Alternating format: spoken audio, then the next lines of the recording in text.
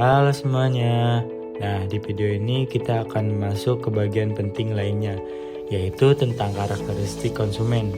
Yuk kita pelajari mulai dari pengertian, faktor yang mempengaruhi, sampai bagaimana dampaknya ke strategi pemasaran. Let's go. Nah, langsung aja kita bahas dari yang paling basic, yaitu pengertian karakteristik konsumen.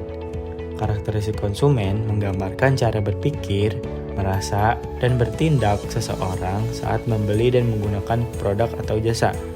Mereka tidak hanya dilihat sebagai pembeli semata, tapi sebagai individu yang kompleks dengan nilai-nilai, emosi, dan preferensi yang unik.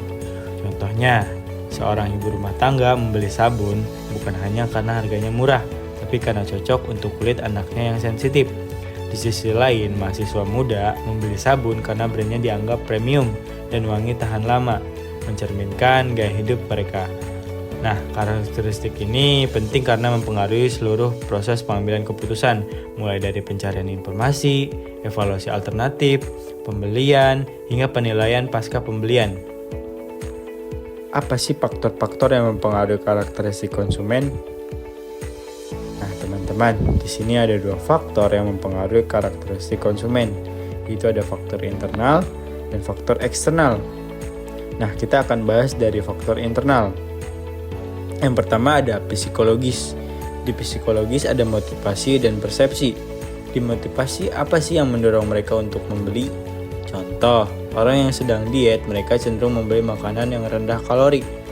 Selanjutnya, persepsi, dua orang bisa menanggapi iklan yang sama dengan cara yang berbeda. Misalnya, iklan minuman energi dianggap semangat oleh orang yang suka olahraga, tapi berisik oleh orang tua.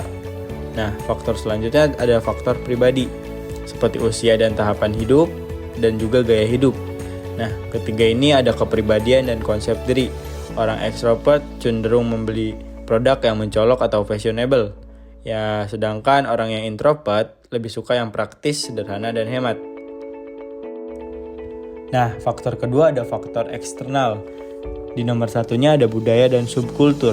Budaya membentuk apa yang dianggap baik dan layak dibeli. Contoh, di budaya Asia Timur, memberi hadiah makanan sangat umum, maka produk kemasan cantik sangat diminati. Di nomor 2 ada sosial, termasuk kelompok referensi, keluarga, dan tokoh panutan. Contohnya, banyak anak muda beli kopi kekinian karena tren teman, bukan karena kebutuhan kafein. Di nomor ketiga ada keluarga. Dalam rumah tangga, keputusan pembelian bisa dipengaruhi oleh ayah, ibu, atau bahkan anak. Misal, anak bisa mempengaruhi orang tua beli sereal karena iklan di YouTube Kids. Nah, yang keempat ada media sosial dan teknologi. Konsumen sekarang lebih cepat terpengaruhi review, influencer, dan iklan digital. Contoh, banyak orang yang membeli barang dari TikTok karena keracunan review.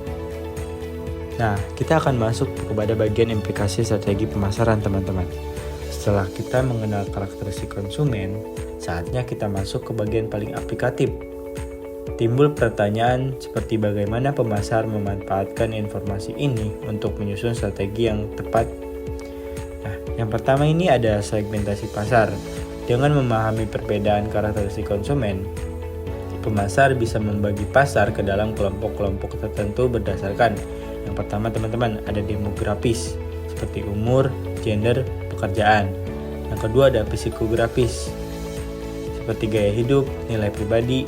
Nah, yang terakhir ada perilaku, kebiasaan belanja, loyalitas, dan manfaat yang dicari.